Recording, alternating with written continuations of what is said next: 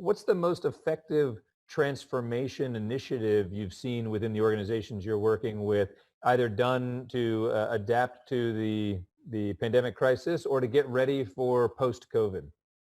Maybe a good question for all the panelists, I think, too. These are good real-world examples. Yeah, I think one of the biggest ones is the ability to go, I'll stay with I don't like asparagus, but, I'll keep this going here. The transition from people shopping in store to people shopping online, that posed not just a challenge to the individual, but it posed a challenge to companies, particularly companies that are used to, selling their stuff in the retail outlets.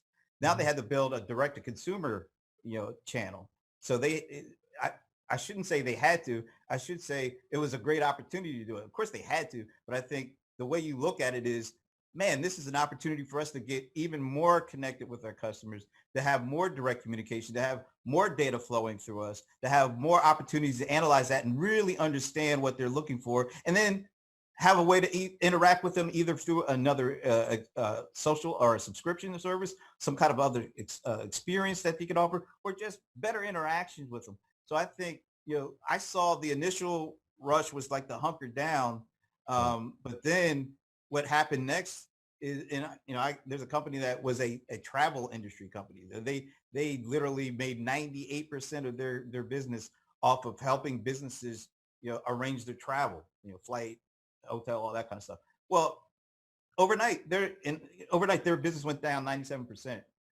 But what they did was, because they had really good relationships and were able to interact with customers, even when the customers weren't buying their stuff, they asked their customers, what can we do for you guys? So they started interacting, started having all these different meetings. And then what they found out is their companies needed their customers needed expense tracking help. They didn't like the stuff that was out there. So while their main business was down 97%, they took a couple of months to create a whole new travel expense tracking tool, or just expense tracking tool. And they offered it to their customers because their customers actually helped them co-create and co-invent it. And so within a couple of months, they had a whole other revenue stream that was coming in. And while they waited for their traditional business to come back, and it's already starting to come back, they had enough of a touch and a connection with their customers that they were able to create a whole brand new offering, a subscription-based offering, and it helped them stay afloat.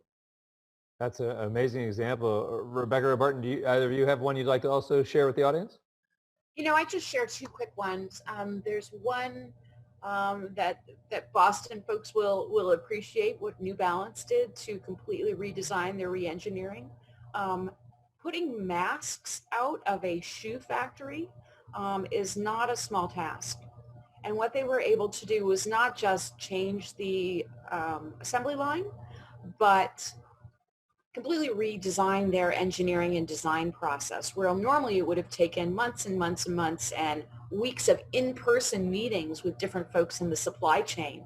They were able to move everything virtually and manufacture in a matter of weeks.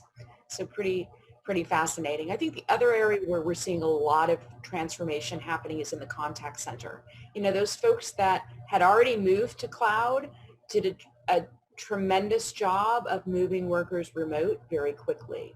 Those who hadn't moved to cloud yet had bigger challenges. And I think those two examples and those two stories kind of highlight the big role that culture plays in all of this.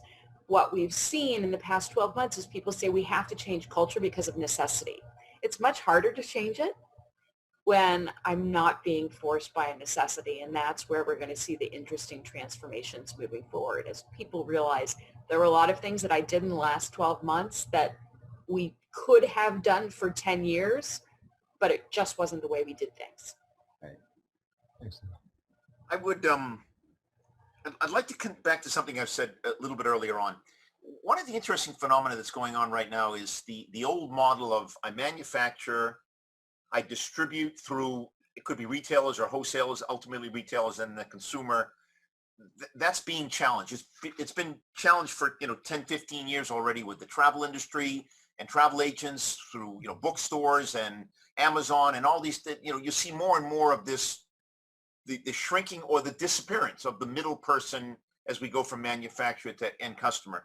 It doesn't fit all businesses, but more and more are looking at how can we create that direct connection with our customer, and how can we service our customer, in better ways. And I wanted to tell you a story. I call it a digital hotel. It's one of the world's largest oil and gas companies, the global oil and gas company. You would all know it very well.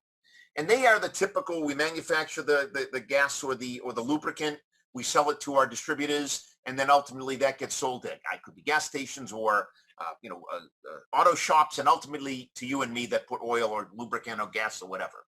And that was a fairly complicated model. And they came to realize in the pandemic that if they weren't in touch with every member of that distribution channel, if they weren't sensitive to changes in the distribution channel, they were really going to be in difficult situation, because if somebody else understood the end customer better, they'd lose the customer's loyalty. And so they put into place a digital hotel. On the ground floor of this digital hotel, which is, by the way, a big private branded digital customer community. But on the ground floor was the lounge. You could go in and, you could take a survey or a poll. There was gamification. You could get into a forum or a discussion. You could show videos, solve problems, ask the expert questions. That was the ground floor. And you could go to the bar and have a digital drink. On the second and third floor of the digital hotel, they have what are conference rooms. So they have technical conferences, sales conferences, distributor conferences, all different kinds of conferences. And those people get invited to, and they engage just like you or I do in a conference. But the most important development was the private rooms that were built on top of the conference rooms in this really tall hotel.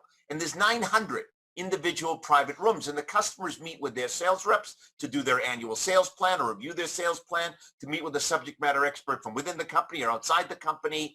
And all of a sudden, we're using this digital technology to have the one-on-one relationship with the customer, to have the conferences, and on the ground floor to be able to really just share ideas and exchange ideas with people. We've added the equivalent of the Zoom or GoToMeeting or link to, the various buttons that allow people to have collaborations within the hotel in this particular company. And now they're looking at the whole idea of bringing in that augmented and virtual reality capability. So the bottom line is, as companies have understood the shrinking of the distribution channel or the need to know their end customer better, there's all kinds of great tools that are coming, have come, will come to help drive that. This is just one of them, the digital hotel that I work on.